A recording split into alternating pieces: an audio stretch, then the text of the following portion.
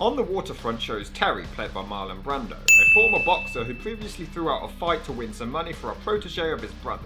Terry is used by the mob, unbeknownst to him, to cause the death of a dock worker called Joey. He was informed that they were going to bribe him, not harm him, and the rest of the film is a murder mystery mob flick trying to find the culprit, with Terry falling for the late Joey's sister Edie. Wow, it didn't take him very long to pork the family of the deceased. You know, you're not too funny today, fat man. Played by Eva Maria Saint. The first version of the script was written by Arthur Miller, who was good friends with director Elia Kazan at the time, who signed on for the screenplay in 1951. They met with Harry Conn from Columbia Pictures, who agreed to greenlight the film, which was then called The Hook, but other producers were concerned about the portrayal of the Union officials in the movie. He requested that the antagonists be changed to communists instead, but Miller flat out refused. As a form of emotional blackmail, Conn actually claimed he found it amazing that he refused to make the movie pro-American. What?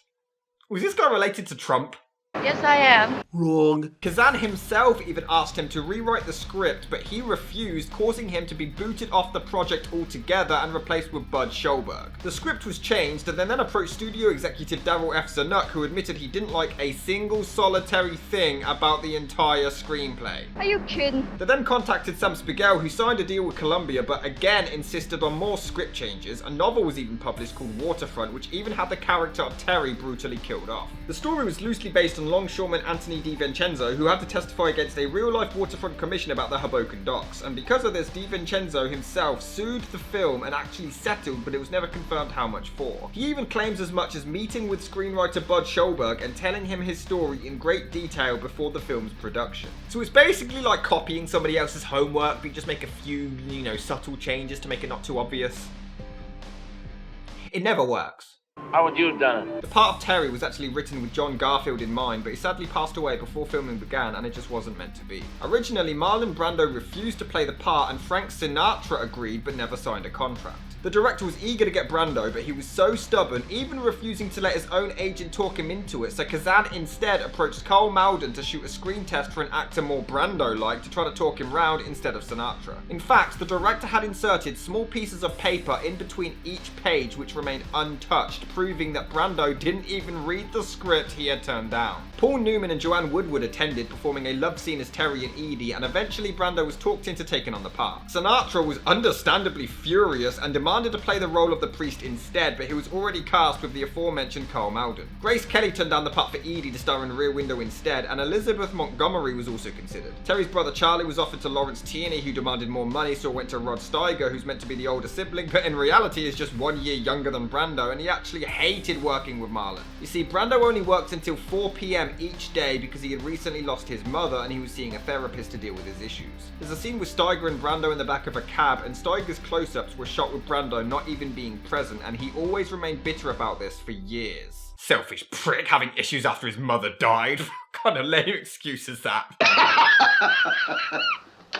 Okay, forget it, Einstein. However, Kazan had conflicts with him also, as Marlon constantly improvised and interfered with the film's script, causing the director much frustration. I did refer to him once as a hummingbird because you just felt his sensitivity to life, I guess, and certainly to the other actors and to the material and to the moment at hand. A hummingbird you're in awe of, and you can't really catch it, but every time I see one, I wish I could get even closer. And so Brando in that sense is humming with all that sensitivity, and in the beginning to put me off a bit. It felt like he understood me more than I understood myself, knew more about me than I felt I knew myself. And after a while I just relaxed, and I'd come home from the actor's studio, we all had, so I just relaxed and used that. I've never been intimidated by other actors because I am an actor. I'm not in awe, but I certainly have respect for other wonderful actors. People ask me, weren't you nervous opposite Marlon Brando? But no, I was at the studio and he was a member and a fine actor. Now that's a fact. Marlon Brando broke the record for the youngest man to ever win a Best Actor Academy Award at the age of just 30. A record that would stand for 23 years until Richard Dreyfuss in Goodbye Girl. Extra fact for you, the current record holder is 29-year-old Adrian Brody for The Pianist. It's alright.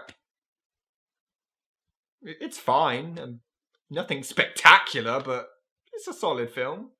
You really believe that, Drew? Brando is actually great in this, but what do you expect? It's Marlon Brando. He really nails the dramatic moments, and it's a beautifully done performance, which Eva Marie Saint also complements really well. The cinematography is simple but effective. Nice sets, and the musical score is tremendous. It's really strong and innovative, really sets the tone and just gets you invested. The movie has some really dark imagery at points. Seriously, Joey's body falls off the roof just 3 minutes in. There's also really creative directorial choices. There's a scene at the 63-minute mark where Brando breaks it to Edie that he had some involvement with her brother's death, and obviously she doesn't want to hear it, and as this emotional scene plays, a foghorn bellows over the both of their voices. It's really creative and it works so well. And honestly, I don't think my issues with the film is a reflection of the movie itself, more just my own personal taste. I enjoy certain mob films, but this one kind of dragged for me. It's more than just a simple whodunit plot, there's a bunch of subplots, and honestly I didn't particularly care for many of them. Maybe they should have kept it more simple, but then it probably wouldn't have really been anything unique. It makes it its own. I just found myself bored a lot. That being said, the love story is handled really well. The dialogue is genuine and real. The director knew how to develop an actual relationship and not just have them together for the sake of it. It builds, and you also really feel for Brando's character, as he doesn't want to be just like everybody else. He doesn't want to be a bum. Don't call me a bum. I'm not a bum. You almost kiss but get interrupted. It's a slow process, but it's done really well. You also have some tremendous dialogue that is really motivating and inspiring. What do you really care, am I right? Shouldn't everybody care about everybody else? Well, what a fruitcake you are. I mean, isn't everybody a part of everybody else? It's alright. I mean, I'm glad I saw it, and it's definitely ahead of its time for the 50s with great techniques in film you'd expect from the likes of the 70s, but the story itself just gets me bored a lot of the time. Now, taking over this local took a little doing. There's some pretty rough fellas in the way. They give me this to remember them by. A hickey? Scary gangsters. Not one of you has a line on who killed Joey Doyle? Why is it impossible to believe that it was suicide? I mean, no one considers this. Well, I just want to ask you a few questions. You see, we're getting ready to hold public hearings on waterfront crime and underworld infiltration of Longshore Union. I don't know nothing. Haven't heard the questions yet. What did you say? He's great at being subtle and not making anything obvious. I wouldn't have thought you'd be so interested in pigeons. They poo on our windows. Yes, I forgot to mention, the movie has this really weird obsession with pigeons. They're constantly referred to for the entire film. Don't get me wrong, sometimes it works, like when he uses them as a metaphor to smoothly reveal that he fancies Edie. You know, one thing about them, though, they're very faithful. They get married just like people. Berta. And they stay that way till one of them dies. It's not too forced, it's handled really well, but then it's littered throughout the entire movie. This was supposed to be symbolism of hawks versus pigeons. You know, Johnny Friendly's gangs are the hawks and the dock workers are the pigeons, but no, it's just weird. Steady job and a couple extra potatoes, that's all I want. Oh, sure, that's great when you're a kid, but... What would you like for Christmas? Potatoes! Potatoes? Are you sure you don't want a toy car? No, I want potatoes. Maybe a fire truck. No, I want potatoes. An Xbox game? No, I want potatoes.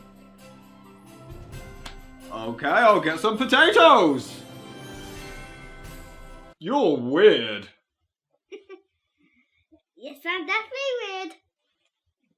So what? Now, as much as I like the love story, there's the sequence not long after Edie finds out the truth where she yells at Brando and is furious at him. Then he forces a kiss on her and... now she instantly cares again and tells him to be careful. The ending also drags so much. There's all this exposition about the murder and it's not needed, just get to the credits. Your guts is all in your wallet and your trigger finger, you know that? You ratted on us, Terry. From where you stand, maybe, but I'm standing over here now. That line is terrible. I'm starting to notice a pattern here. I think George Lucas just watches these classic movies and then pinpoints all of the awful lines of dialogue and then steals them. From where you stand, maybe, but I'm standing over here now. So what I told you was true, from a certain point of view. I just gotta know, are we gonna try to love each other? I thought that we had decided not to fall in love. From where you stand, maybe, but I'm standing over here now. From my point of view, the Jedi are evil. Anakin, you get to say it this time. Come on, Anakin. Horse genius, I'm George Lucas. But you can't do that. Like I say, I don't think it's a bad film, it's just an acquired taste, but it's worth watching for Brando's performance alone.